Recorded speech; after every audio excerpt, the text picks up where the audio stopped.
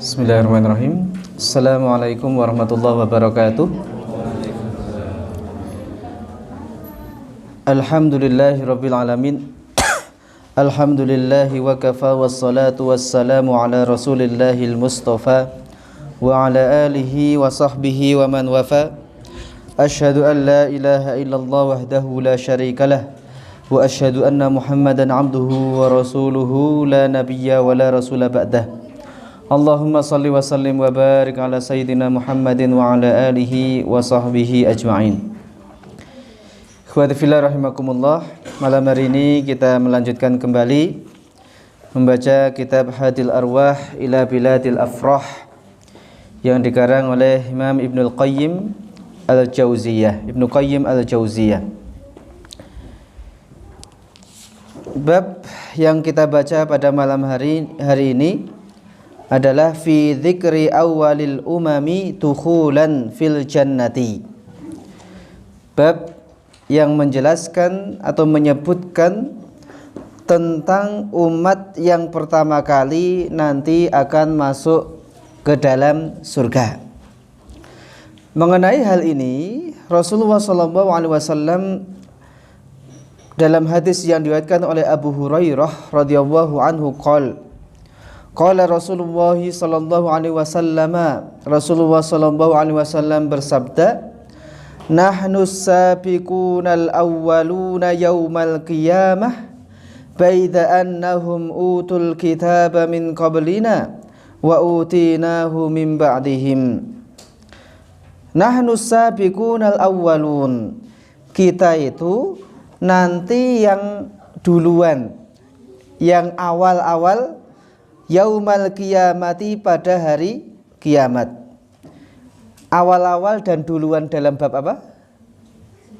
Masuk surga. Nah, jadi yang pertama kali akan masuk surga itu adalah umatnya Nabi Muhammad sallallahu alaihi wasallam. Baida annahum utul kitaba min qablina, meskipun umat-umat terdahulu mereka sudah diberi kitab sebelum kami, sebelum kita, wa utina min ba'dihim, dan kita diberi kitab setelah mereka. Nah, meskipun urutannya kita umatnya Nabi Muhammad datang belakangan, diberi kitabnya juga belakangan, tapi nanti ketika akan masuk surga, maka umatnya Nabi Muhammad adalah as-sabiqunal awwalun, yang awal-awal, yang duluan masuk surga. Nah, itu secara umum. Lalu secara khusus, siapa saja nanti yang akan masuk surga terlebih dahulu? Siapa orang-orang yang nanti akan pertama kali masuk surga dari umatnya Nabi Muhammad? An Ibni Abbasin, dari Ibnu Abbas radhiyallahu anhu qala Rasulullah sallallahu alaihi wasallam, Rasulullah sallallahu alaihi wasallam bersabda, awwalu man yud'a ilal jannati yaumal qiyamati alhamidun alladzina yahmaduna allaha fis sarra'i wad dharra. Dalam satu riwayat dari Ibnu Abbas radhiyallahu an, bahwa Rasulullah sallallahu alaihi wasallam bersabda, awwalu man yud'a ilal jannati yaumal qiyamah, orang yang nanti pertama kali dipanggil untuk masuk surga di hari kiamat adalah al-hamidun. Masih ingat hamidun? Wal hamiduna? Masih ingat al-hamidun apa? Hamidun? Alhamdu artinya segala puji. Hamida yahmadu fahuwa hamidun. Berarti kalau hamidun, orang yang memuji. Maka Rasulullah mengatakan, awwalu man yud'a ilal jannati yaumal qiyamati alhamidun. Di antara orang yang nanti pertama kali akan dipanggil untuk masuk surga itu adalah alhamidun. Siapa mereka alhamidun? Alladzina yahmadunallaha fis sarra'i wad dharra'i, yaitu orang-orang yang senantiasa memuji Allah Subhanahu wa taala fisarra'i, baik dalam keadaan lapang, wadharra'i, maupun dalam keadaan sempit. Masih ingat dua alhamdulillah yang Rasulullah ajarkan kepada kita? Kalau pas panenan bagus, ucapannya apa? Alhamdulillah apa Farid? Kalau pas panenannya bagus, harganya juga bagus. Alhamdulillah bini'matihi tatimmus sholihat. Alhamdulillah bini'matihi tatimmus sholihat. Ternyata malam harinya dicuri orang, maka pagi harinya mengucapkan alhamdulillah ala kulli hal. Jadi dua hamdalah, dua alhamdulillah yang Rasulullah ajarkan kepada kita. Satu diucapkan dalam keadaan lapang, maka ucapkanlah alhamdulillah bi ni'matihi tatimmus sholihat. Segala puji milik Allah Subhanahu wa taala, dengan nikmatnya maka segala kesolehan menjadi sempurna. Demikian juga dalam keadaan sempit, tetap Rasulullah mengajarkan kita alhamdulillah ala kulli hal. Alhamdulillah segala puji milik Allah apapun keadaannya. Apapun keadaannya. Nah, orang yang bisa seperti itu, maka dalam riwayat ini dia termasuk orang yang nanti pertama kali dipanggil untuk masuk surga. Ya kan seneng.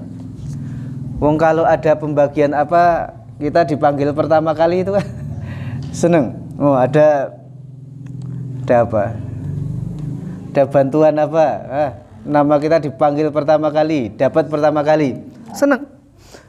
Nah ini dipanggil pertama kali untuk masuk surga, maka bisa dibayangkan. Mungkin nanti ada riwayat bagaimana dua orang yang sama-sama sudah mau masuk surga, tapi yang satu masuk duluan, nah yang satu lama nggak nyusul kawannya. So nanti di riwayat yang lain. Itu yang pertama. Jadi di antara orang yang nanti pertama kali akan dipanggil, di absen pertama untuk masuk surga siapa? Al-hamidun, orang yang senantiasa memuji Allah baik dalam keadaan lapang maupun sempit, dalam keadaan senang maupun susah. Terus ya, jadi itulah muslim, orang muslim itu apapun keadaannya alhamdulillah. Alhamdulillah bi ni'mati tatimmus sholihat. Alhamdulillah ala kulli hal. Riwayat yang kedua,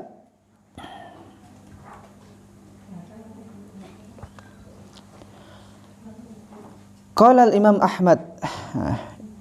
Imam Ahmad diriwayatkan dari Abu Hurairah, ya. An Abi Hurairah taqol, dari Abu Hurairah radhiyallahu anhu qol, dia berkata, qala Rasulullah sallallahu alaihi wasallam, Rasulullah sallallahu alaihi wasallam bersabda, urida alayya awwalu thalathatin min ummati yadkhuluna al-jannata wa awwalu thalathatin yadkhuluna an-nara, fa amma awwalu thalathatin yadkhuluna al-jannata fasyahidu wa 'abdun mamlukun lam yushghilhu riqqud dunya an ta'ati rabbih wa fakirun muta'affifun dzu'yal. Rasulullah sallallahu alaihi wasallam bersabda, urida alayya, ditampakkan kepadaku, awwalu thalathatin min ummati, tiga kelompok dari umatku, yadkhulunal jannah, yang akan masuk surga. Tiga kelompok pertama dari umatku yang akan masuk surga. Wa awwalu thalathatin yadkhulunan nar, dan juga ditampakkan kepadaku tiga kelompok dari umatku yang awal-awal masuk neraka. Masuk neraka. Fa amma awwalu thalathatin yadkhulunal jannah, adapun tiga kelompok yang awal-awal masuk surga, maka Rasul mengatakan fasyahidu, maka mereka adalah orang-orang yang mati syahid, mati dalam pertempuran, dalam jihad yang syar'i, di medan tempur yang jelas, musuhnya jelas, kan? Kemudian mereka terbunuh untuk membela agama Allah Subhanahu wa taala, maka mereka adalah orang-orang syahid. Mereka orang-orang yang nanti juga pertama kali akan dipersilahkan untuk masuk surga. Wa 'abdun mamlukun, lam yushghilhu riqqud dunya an ta'ati rabbih. Yang kedua, budak. Zaman sekarang mungkin sudah tidak ada perbudakan. Budak mereka itu ibarat barang. Nah, kalau dia sudah dimiliki tuannya, maka dia harus taat patuh kepada tuannya. Nah, ketika dia kerja, ya udah, maka apa yang dia hasilkan itu milik tuannya. Maka yang kedua adalah abdun mamlukun lam yushghilhu riqqud dunya an ta'ati rabbih. Seorang budak, tapi perbudakannya itu tidak kemudian menyibukkan dia dari ketaatan kepada Allah. Statusnya budak, tapi status budak itu kemudian tidak menghalangi dia untuk senantiasa taat kepada Allah. Ini budak. Maka jangan sampai kita kita kan bukan budak, tapi kadang kita menjadikan diri kita budak kepada dunia. Artinya apa? Kita kadang kemudian menyepelekan ketaatan kepada Allah Subhanahu wa taala. Kenapa? Karena disibukkan dengan dunia kita. Kadang kita lebih seperti itu. Yang ketiga, wa fakirun muta'affifun dzu'yalin. Orang yang ketiga yang akan awal-awal masuk surga dari umat Rasulullah adalah orang fakir tapi muta'affif. Dia menjaga kehormatan dirinya. Dia tidak mau meminta-minta, dzu'yalin, meskipun dia punya keluarga yang harus dia tanggung. Dia fakir, punya tanggungan keluarga mungkin banyak, tetapi dia tetap menjaga kehormatan dirinya, sehingga tidak mau menjatuhkan kehormatannya itu dengan meminta-minta kepada orang lain. Maka orang yang seperti itu termasuk orang yang nanti pertama kali akan dipersilahkan untuk masuk surga awal-awal. Karena ada orang seperti itu. Kalau bahasa Qur'annya apa? Bahasa Qur'annya, kalau orang-orang yang meminta itu as-sa'il, orang yang minta. Kalau orang yang butuh tapi nggak mau meminta, apa namanya? Lisa'ilina wal mahrum. Mereka itu orang-orang butuh tapi menjaga kehormatannya itu mereka tidak mau sampai kemudian meminta-minta. Nah, orang yang seperti itu, ini kita yang harus peka. Termasuk kita ini. Jangan sampai di sini. Nah, kadang kita kurang ini sama kawan kita, saudara kita. Jangan sampai di rumah kita berlebihan, sementara kawan kita, saudara kita ada yang di rumah. Tadi ada yang kesini nggak bisa makan di rumah. Jangan sampai ada yang kemudian seperti itu, kita tidak tahu. Itu fungsinya itu. Kawan itu, saudara itu fungsinya seperti itu. Ketika ada yang memang kesusahan seperti itu, maka jangan nunggu dia minta, tapi kita tahu kondisinya, kemudian kita bantu sebisa kita. Nah, itu fakirun muta'affifun dzu'yal. Orang fakir tapi dia menjaga dirinya, kehormatannya, meskipun tanggungannya banyak, dia tidak mau meminta-minta. Wa awwalu thalathatin yadkhuluna an-nar.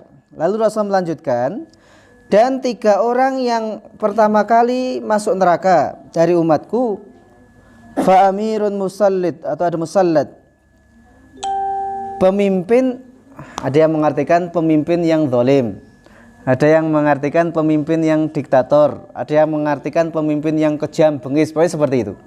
Nah,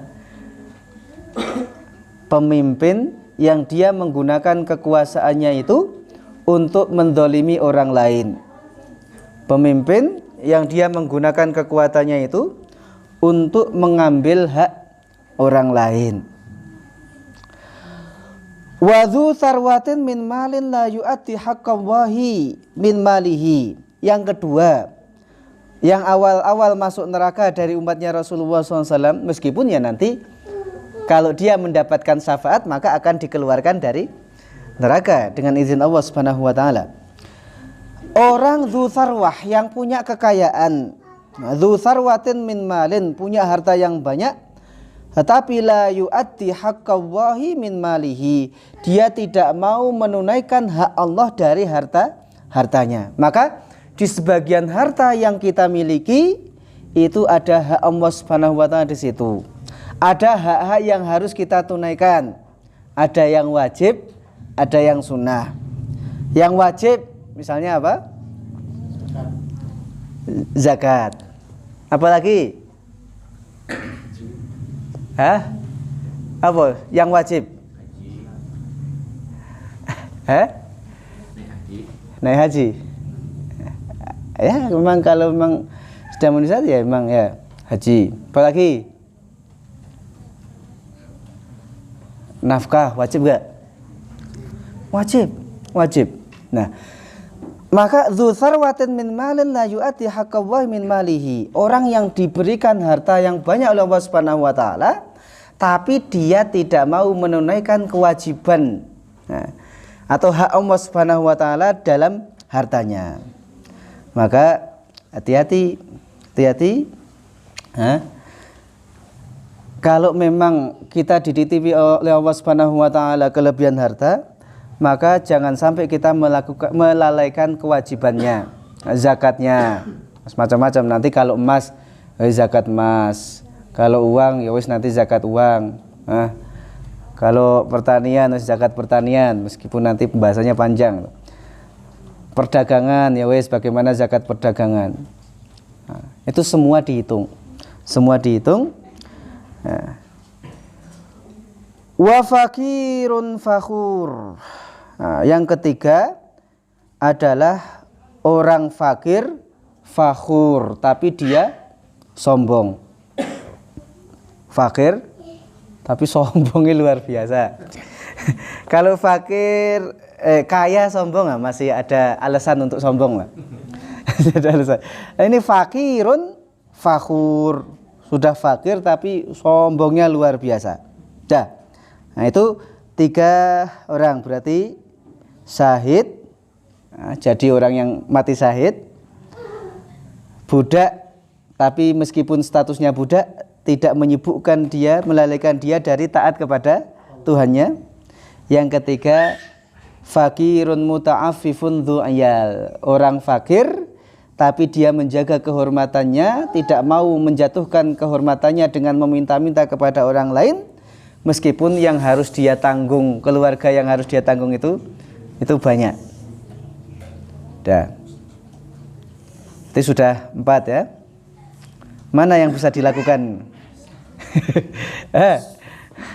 Mana yang bisa dilakukan? Masing-masing nanti. Apakah mau jadi alhamidun atau yang lain? Dalam riwayat yang lain, Rasulullah juga menyebutkan wa ahlul jannati thalathatun dzu sultanin muqsitin mutasaddiqin muwaffaqin wa rajulun rahimun raqiqul qalbi likulli dzi qurba wa muslimin wa afifun muta'affifun dzu'yal. Enggak apa-apa. Anak kecil gerak untuk menguatkan fisik. Kalau diam aja malah salah. Nah, wa ahlul jannati, dan penduduk surga kata Rasulullah salasatun, itu 3. Dzu sultanin muqsitin. Nah, ini lawan dari yang pertama tadi. Kalau tadi penguasa yang zalim, penguasa yang kejam, yang bengis pada rakyatnya, itu awal-awal masuk neraka. Kalau di sini Rasulullah mengatakan penduduk surga itu 3. 1 dzu sultanin muqsitin mutasaddiqin muwaffaqin, yaitu penguasa, orang yang punya kekuasaan, muqsid, lalu dia berlaku adil. Maka kekuasaan itu ketika dia bisa menggunakan dengan sebaik-baiknya tadi, mengantarkan dia menjadi orang yang awal-awal masuk surga. Nah, tapi ketika dia salah mempergunakan kekuasaannya itu, maka kebalikannya, yang akan pertama kali mendorong dia ke neraka. Mutasaddiqin, dan sebagian menerjemahkan bersedekah, penguasa tapi banyak sedekah, jadi tidak minta jatah. Penguasa tidak meminta jatah dari rakyatnya, tapi justru dia banyak memberikan kepada kepada rakyatnya. Muwafaq. Nah, muwafaq itu dimudahkan oleh Allah dengan taufik. Nah, jadi dimudahkan Allah Subhanahu wa taala untuk kebijakannya itu ya berupa kebaikan untuk rakyatnya seperti itu. Wa rajulun rahimun raqiqul qalbi likulli dzi qurba wa muslimin. Lalu Rasul melanjutkan, dan orang rahimun, dia sayang, penyayang. Raqiqul qalbi, hatinya itu lembut, tidak kasar. Tidak kaku, tidak kasar. Kepada siapa? Likulli dzi qurba wa muslimin, kepada keluar kaum kerabat maupun kaum muslim yang lain. Saya ulang. Rajulun rahimun raqiqul qalbi likulli dzi qurba wa muslimin. Penduduk surga itu, kata Rasulullah, adalah orang yang penyayang, orang yang hatinya lembut kepada siapa? Likulli dzi qurba, kepada keluarga dekat, kaum kerabat, wa muslimin, dan kepada setiap muslim yang lain. Harusnya seperti itu. Nah, harusnya seperti itu. Kepada saudara muslim itu adalah raqiqul qalbi, lembut hati kita, jangan dibalik. Saudara muslim kita tidak ada yang selamat dari celaan lisan kita, sementara yang jelas-jelas memusuhi Islam justru aman dari dari lisannya. Itu kan kebalik. Asyidda'u 'alal kuffari ruhama'u bainahum. Harusnya itu keras, tegas dengan orang-orang kafir yang memusuhi Islam, tetapi kepada sesama muslim ruhama, mereka saling menyayangi dengan segala perbedaannya. Nggak bisa kita menyamakan dalam satu pendapat, nggak bisa. Kalau seandainya bisa, tentu zaman para ulama salaf dulu itu pendapat sudah satu. Nah, ternyata tidak bisa kan? Tidak bisa. Maka yang paling penting sekarang adalah bagaimana menyikapi perbedaan itu. Jangan sampai perbedaan 1-2 pendapat kemudian kita melihat saudara muslim itu dengan tatapan yang wati kaku, kasar, keras seperti itu pada saudara muslim. Wa afifun muta'afifun dzu'iyal. Nah, yang ketiga tadi yaitu orang yang miskin, yang menjaga dirinya, miskin, menjaga dirinya meskipun yang harus dia tanggung itu banyak. Nah, berikutnya di antara yang akan diberi kesempatan untuk masuk surga terlebih dahulu adalah tadi khusus orang-orang fakir. Yadkhulu fuqara'ul muslimin al-jannata qabla aghniyaihim binisfi yaumin. Orang-orang fakir dari kaum muslimin, maka dia akan masuk surga sebelum orang-orang kaya dengan jarak setengah hari. Wa huwa khamsumi'ati amin, dan setengah hari di akhirat nanti kalau dikonversi ke tahun kita di dunia maka 500 tahun. 500 tahun. Dalam riwayat yang lain, yadkhulu fuqara'u ummati al-jannata qabla al-aghniyai bi arba'ina kharifa. Orang-orang fakir dari umatku akan masuk surga sebelum orang-orang kaya, jaraknya 40 tahun. 40 tahun. Yang jelas ada jarak. Maka dalam satu riwayat dikatakan iltaqa mu'minani ala babil jannah. Ada 2 orang mukmin yang bertemu menjelang masuk surga. Nah, di pintu surga. Mu'minun ghaniyun wa mu'minun fakirun. Satu orang mukmin yang kaya, yang satu orang mukmin yang fakir. Kana fid dunya fa adkhalal fakirul jannah. Jadi kondisi di dunia dulu, satu kaya, satu fakir. Fa'udkhila al-fakirul jannata, maka yang fakir itu masuk ke surga. Wa hubisal ghaniyyu ma sya'allahu an yuhbasa. Sementara yang kaya tadi masih ditahan oleh Allah sampai Allah yang berkehendak lamanya. Tsumma udkhilal jannata, lalu setelah ditahan sekian lama terserah Allah Subhanahu wa taala, maka orang mukmin yang kaya tadi dimasukkan ke surga. Falaqiyahul fakir, maka yang fakir, kawannya yang fakir tadi langsung nemoni di surga. Faqala ay akhi wa madza habasaka, saudaraku, apa yang menahanmu saya sudah di sini sudah lama kok kamu baru masuk, padahal tadi di gerbangnya sama. Gerbangnya sama, di pintunya sama. Lu kok saya sudah masuk tak tunggu-tunggu kamu kok lama sekali. Apa yang menahanmu? Wallahi, apa jawabnya? Wallahi laqad ihtabastu hatta khiftu alaik. Demi Allah, saya ditahan sampai saya takut nggak bisa nyusul kamu itu. Saya takut. Fayaqul ay akhi wa inni hubistu ba'daka mahbasan fadhi'an kariha ma wasaltu ilaika hatta sala minnil araq. Saudaraku, aku tadi ditahan. Nah, setelah kamu masuk surga, aku ditahan di luar, nah, dengan tahanan yang apa ya? Yang mengerikan sampai kemudian mengalir arok, apa? Keringetan. Saya sampai keringetan. Dalam riwayat yang lain nanti sampai ma'un law waraduhu alfu ba'irin kulluha akla himdin la sadarat anhu rayyan.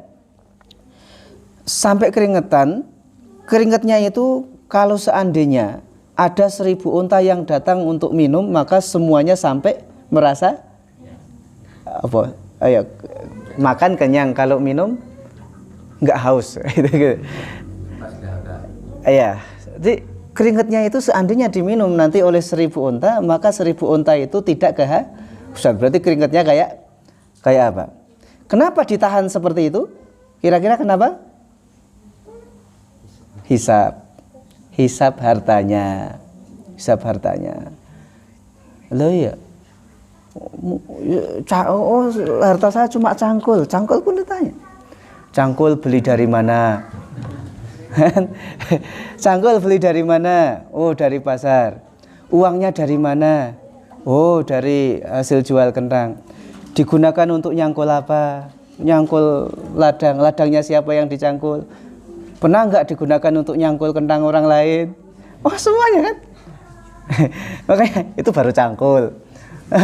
Cangkulnya berapa? Cangkulnya ada 5, satu-satu ditanya. Iya, makanya lama, ditahannya lama. Makanya ya wajar kalau orang fakir kemudian akan masuk surga terlebih dahulu, karena yang ditanya sedikit. Bahkan mungkin nggak ada, sedikit. Semuanya. Nah, terus kalau begitu udah fakir semua aja. Ya enggak kayak gitu. Nah, maka Ibnul Qayyim mengatakan, lakinnaha huna amrun yajibu tanbihu alaihi. Tapi ada hal yang harus diperhatikan betul. Wa huwa annahu la yalzam min sabaqihim lahum fit dukhuli irtifa'a manazilihim alaihim. Orang yang masuk surga duluan tidak mesti derajat surganya lebih tinggi dibandingkan yang masuk surga belakangan. Paham ya? Orang fakir mungkin punya kelebihan nanti akan masuk surga duluan dibandingkan orang kaya, karena orang kaya harus dihisab. Tapi tidak mengharuskan yang masuk surga duluan derajat surganya lebih tinggi dibandingkan yang masuk surganya belakangan. Ya. Tinggal gimana? Yang duluan kelas bawah atau dihisab tapi dia bisa mempertanggung. Saya baca dulu.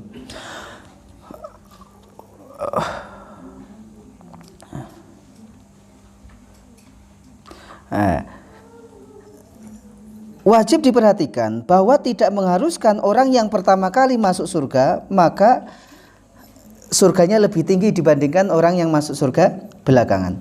Bal qad yakunul mutaakhiru a'la manzilatan. Akan tetapi terkadang mungkin yang masuk surga belakangan, dia belakangan karena harus dihisab, tapi nanti surganya lebih tinggi.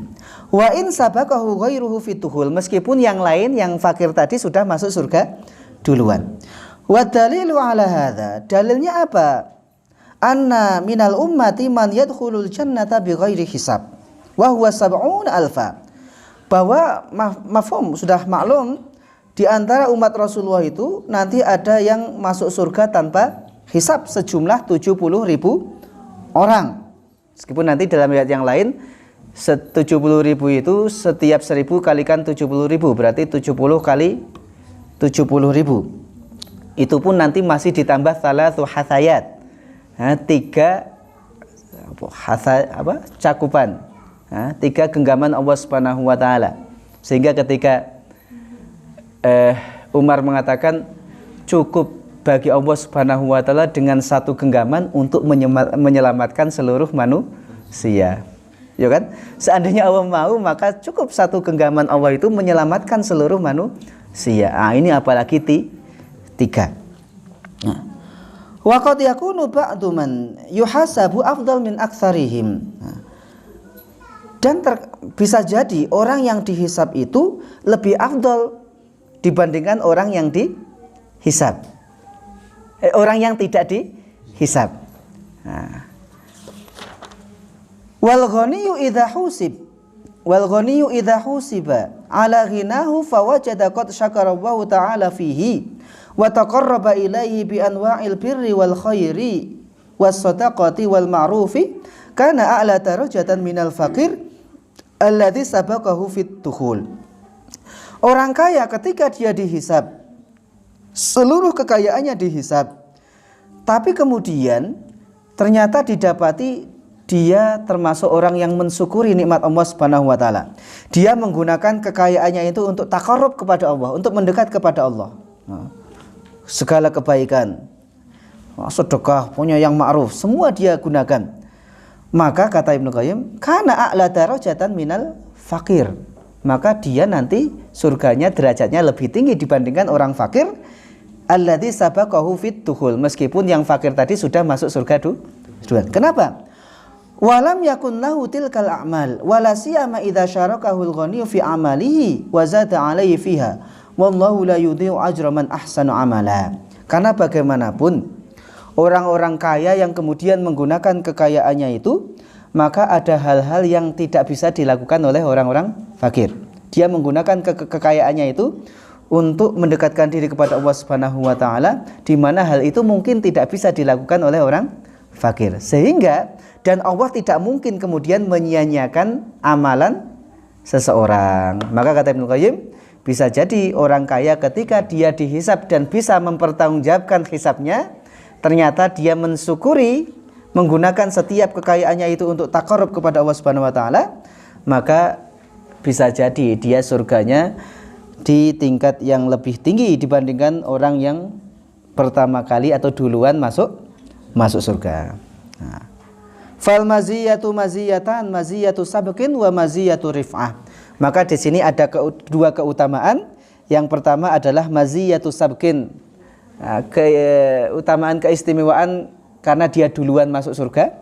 Wa maziyatu rif'ah, dan keistimewaan kedua yaitu keistimewaan derajat tingkatan surga yang lebih tinggi. Milih yang mana? Duluan atau enggak apa-apa belakangan, tapi nanti derajat surganya, tingkatan surganya lebih tinggi. Kalau mau masuk duluan, ya udah berarti tinggalkan apa-apa sehingga nanti nggak ada yang dihisab. Siap seperti itu. Ya nanti jangan miliki, iya Kak. Jangan terlalu banyak memiliki sesuatu, karena setiap yang dimiliki nanti akan dihisab. Insya Allah nanti lebih mudah kalau dia sabar. Tapi kalau nggak punya apa-apa terus gersulo, terus apa? Gersulo tahu ya? Ngeluh terus yo nggak tahu masuk yang duluan atau enggak. Kalau dia bisa sabar, maka jalurnya itu. Dia tidak milih jalur fakir. Jalur fakir sehingga nanti yang dihisab sedikit kalau bisa sabar. Tapi kalau nggak sabaran, ya nggak tahu. Atau jalur kedua tadi, mungkin agak belakangan masuk surganya, tapi dia dapat maziyatu rif'ah, dia dapat keistimewaan surga yang lebih tinggi karena ketika dihisab, ternyata dia menggunakan hartanya itu untuk taqarrub kepada Allah. Wes itu dua kondisi itu. Maka ya masing-masing kita ada jalannya. Sekarang kita di kondisi mana? Ya mati jalan itu. Kalau sekarang ternyata Allah menempatkan kita pada kondisi fakir, ya bisa jadi Allah Subhanahu wa taala ingin memasukkan kita ke surga dari jalan sabar. Tapi kalau seandainya sekarang Allah menempatkan kita dalam kondisi berkecukupan bahkan berlebihan, maka hati-hati. Kalau kita bisa mempertanggungjawabkan itu, bisa jadi kita mendapatkan maziyatu rif'ah, Kita mendapatkan kedudukan yang tinggi di hadapan Allah Subhanahu wa taala karena menggunakan setiap harta yang kita miliki atau sebagian harta yang kita miliki untuk taqarrub kepada Allah. Tapi kalau tidak, hati-hati, nanti akan menjadi penyesalan. Wallahu a'lam bishawab. Sampai sini dulu pembahasan kita. Jadi itu beberapa riwayat yang menjelaskan kepada kita bahwa di antara umat yang lain nanti yang akan pertama kali masuk surga adalah umatnya Nabi Muhammad SAW. Bahkan nanti insya Allah dalam pertemuan berikutnya, penduduk surga itu umatnya Nabi Muhammad berapa persennya dari sekian banyak penduduk surga? Berapa? Bahkan Rasulullah arju, saya berharap penduduk umatku itu setengah dari penduduk surga. Jadi yang setengah itu dibagi umat yang lain, umatnya nabi-nabi yang lain, setengahnya itu adalah umatnya Nabi Muhammad. Jadi menurut saya kok naif sekali seandainya surga itu hanya untuk kelompoknya. Wong Rasulullah berharap surga itu separuhnya adalah dari umatnya. Apakah umatnya Nabi Muhammad cuma kelompok dia? Kalau cuma kelompok dia, alangkah sedikitnya. Alangkah sedikitnya ya. Jadi sesama orang yang sudah bersyahadat, mudah-mudahan selama dia tidak merusak syahadatnya itu dengan kesyirikan, maka nanti diakui sebagai umatnya Nabi Muhammad SAW dan berhak untuk masuk surga. Karena bagaimanapun Rasulullah berharap separuh dari penduduk surga itu adalah umat beliau. Kalau separuh, sementara luas surga berapa? Luas, sangat luas. Sehingga janganlah kita bermudah-mudahan untuk mengeluarkan orang dari surga, seolah-olah di luar kelompok mereka tidak layak, tidak berhak untuk masuk surga. Jangan. Rasul sendiri mengharapkan sebanyak mungkin umatnya untuk masuk surga. Wallahu a'lam bishawab. Kita tutup dengan hamdalah dan doa kafaratul majlis. Alhamdulillahirabbil alamin. Subhanakallahumma bihamdika asyhadu an la ilaha illa anta astaghfiruka wa atubu ilaik. Assalamualaikum warahmatullahi wabarakatuh.